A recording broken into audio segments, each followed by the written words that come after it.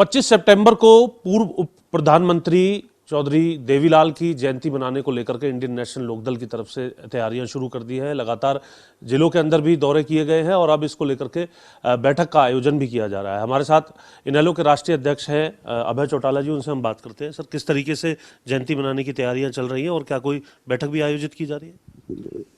हम हर साल चौधरी देवीलाल जी का जन्मदिन जो है सम्मान दिवस के रूप में मनाते हैं और इस 25 सितंबर को भी उनके जन्मदिन की सम्मान दिवस की तैयारी के लिए हमने एक बैठक 5 तारीख को रखी है हिसार में। उस बैठक से पहले मैं जो हांसी के पास चैनत गांव में जो धरना चल रहा है, मैं वहाँ हजारों साथियों को अपने साथ लेकर के जाऊंगा और वहाँ खुल करके एक बात उन लोगों से कह करके आऊँगा कि हम कोई राजनीति करने नहीं आए। सरकार आपके साथ जो है जानबूझ करके एक परेशानी खड़ी करना चाहती है। मैंने पहले भी इस मामले में आपके सामने चर्चा करी थी, आज फिर बता रहा हूँ कि पहले जाकर के टी लगवाई गई और टी सरकार ने लगाई। आज अगर इनका कोई एमएलए या मिनिस्टर या चीफ मिनिस्टर इस बात के लिए नकारता है तो वो झूठ बोलता है। पहले जाकर के टी लगाई और फिर टी उखाड़ी गई। उखड़ाई किसने, वो भी मैं आपको बता देता हूँ।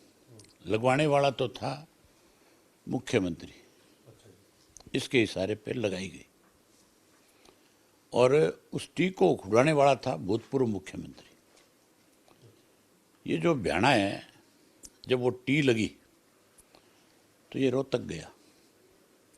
रोहतक का जो वो था पुराना जो मंत्री था मनीष ग्रोवर, उसको उसने अपने साथ लिया और फिर ये दिल्ली गया मनोहर लाल खट्टर के पास और वहाँ जा कर के दोनों रोए। उन्होंने कहा कि हमें मार दिया, हमारी बहुत बदनामी होगी, हम दोबारा पब्लिक में जाने लायक नहीं बचे, आप इसको रोको। और उन्होंने प्रेशर दे करके उस टी को फिर उखड़ाया। इसीलिए मैं आपको बारी बारी ये बात कहता हूँ कि हमारे प्रदेश की जो सरकार है, जो विनोद बेहरा जो आप कह रहे हैं, उन्होंने उखड़वाने के लिए कहा या लगवाने के लिए? उखड़ाने के लिए। ये जो प्रदेश का मुख्यमंत्री है, मैंने बारी बारी आपसे बात कही है कि मुख्यमंत्री डम्मी है। मुख्यमंत्री कोई फैसले अपनी मर्जी से ले नहीं सकता। इसको तो केवल इसलिए मुख्यमंत्री बना रखा है कि बैकवर्ड का नारा दिया जा सके, लेकिन इसने तो बैकवर्ड के साथ भी धोखा करने का काम किया। आप ये देखो, वो पानी जो मिलना है, जो टी लगनी है वहाँ पे, वो क्या किसी एक घर के लिए है क्या? पूरे गांव के लिए, 36 बिरादरी के लोगों के लिए है। ये खाम में इस बात की जिद कर रहे हैं कि वो अमृत 2 योजना की है। बिल्कुल, मैं यही पूछने वाला था। अमृत 2 योजना जो है, क्या केवल और केवल कस्बे और शहरों के लिए थोड़ी बनी है। उसमें यह लिखा गया बाकायदा कि अगर कोई इस तरह के हालात हों, बीच रास्ते में किसी को पानी देना पड़े तो उसको पंचर किया जा सकता है। अगर नहीं पंचर कर सकते थे तो फिर पंचर कराई क्यों? उस चीज़ का जवाब तो देना। उनका नाम आज तक उजागर क्यों नहीं किया जा रहा कि कौन लोग टी लगा करके आए? वो सरकारी एजेंसी के लोग थे या कोई प्राइवेट एजेंसी के लोग थे? ये क्यों नहीं बता रहे? ये चीज़ भी तो सामने आनी चाहिए। अपनी झूठ को छुपाने के लिए लोगों पे मुकदमे दर्ज कर दिए।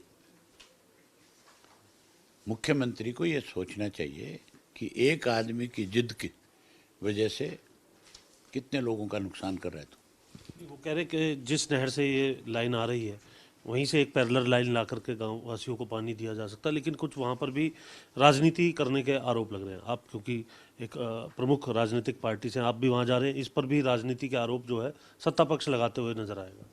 पहली बात सुनो, मैं जिस दिन गया पहले दिन, वो वीडियो है, आज भी देख लेना आप। इनका भारतीय जनता पार्टी का एक लड़का, कोई पदाधिकारी भी है मेरे ख्याल, वो यादव है, राजकुमार यादव नाम से, वो मेरे सामने उसने 51,000 रुपये दिए वहाँ, और उसने अपना नाम बाकायदा तौर पे अनाउंस करवाया कि मैं इस धरना कमेटी को 51,000 रुपये इसलिए दे रहा हूँ कि इस धरने को पैसों की वजह से लोगों के सामने कोई दिक्कत ना आए। बीजेपी वाले तो पैसे दे रहे थे वहाँ, कौन राजनीति कर रहा है? मैंने वहाँ जा करके एक बार भी ये नहीं कहा कि मैं कोई अकेला आपको समर्थन दूं। मैंने वहाँ जितने लोग बैठे थे, चाहे किसी खाप के थे, चाहे कोई और सामाजिक संगठन के थे, मैंने उन सब से कहा कि इसमें राजनीति से ऊपर उठ करके आप लोगों को इनकी मदद करनी चाहिए।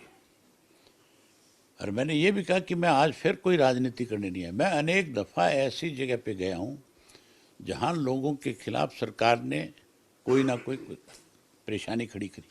किसान आंदोलन में भी गए थे, जाट आरक्षण आंदोलन में भी गया था, और वहाँ खुल के मैंने ये बात कही थी, मैं राजनीति करने नहीं आया, मैं अपनी कौम के लिए आया। अगर मेरी कौम को कोई गाली दे, मेरी कौम के साथ कोई नाइंसाफ़ी करे, मेरी कौम को कोई डराए और धमकाए, हम कतई बर्दाश्त नहीं करेंगे। तब भी मैं समर्थन दे करके आया। किसान आंदोलन जो था उसमें भी गया, और उसके लिए इस्तीफा तक भी दे करके आया। पीने के पानी को देने के लिए इस बात पे क्यों अड़ी गई है कि हम साइड से पाइपलाइन दे देंगे? लोग वाटर वर्क्स बना करके देते हैं, सरकार की जिम्मेवारी है। अगर कहीं पानी की कमी है, कहीं सड़क की कमी है, कहीं स्कूल की कमी है, कहीं जोड़ की कमी है, उसको सरकार पूरा करेगी, कोई और थोड़ा ही करेगा। मुख्यमंत्री अब तक इस बात के ऊपर क्यों अड़ा हुआ है? आप 5 तारीख को अपनी बात को स्पष्ट करे। वो एक बार ये बताए कि ये टी कैसे लगी, लगाने वाला कौन है, उसका नाम बताए। अगर किसी ने जा करके पंचर कर दिया, अपनी मर्जी से लगा दी, तो उसके खिलाफ कार्रवाई करो। गांव वालों के खिलाफ पर्चे क्यों दर्ज करे? उनका क्या कसूर था? गांव वाले ही मांग रहे हैं, वही धरना कर रहे हैं, तो लग रहा है कि उन्होंने ही जबरदस्ती। आप किसी चीज़ की मांग कर रहे हो, और कोई तीसरा आदमी आकर के आपसे ये कहे कि चलो मैं लगवा दूंगा, सरकार ने मुझे भेजा है, आपने उस पर भरोसा कर लिया, आपने जा करके वो लगवा दी। गांव वालों की क्या गलती है, क्या कसूर है? गांव वाले तो डिमांड कर रहे हैं बारी बारी कि हमें पानी दिया जाए। मैं जो कह रहा हूँ कि मैं 5 तारीख को फिर एक बार हज़ारों लोगों के साथ जाऊँगा, और कुल करके कह के आऊँगा कि भाई हम आपके साथ हैं, इसमें कोई राजनीति नहीं है।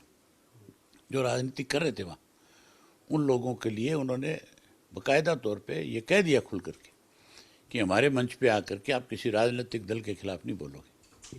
ये तो 7 समर्थन आपने कर दिया। पहले आप अपनी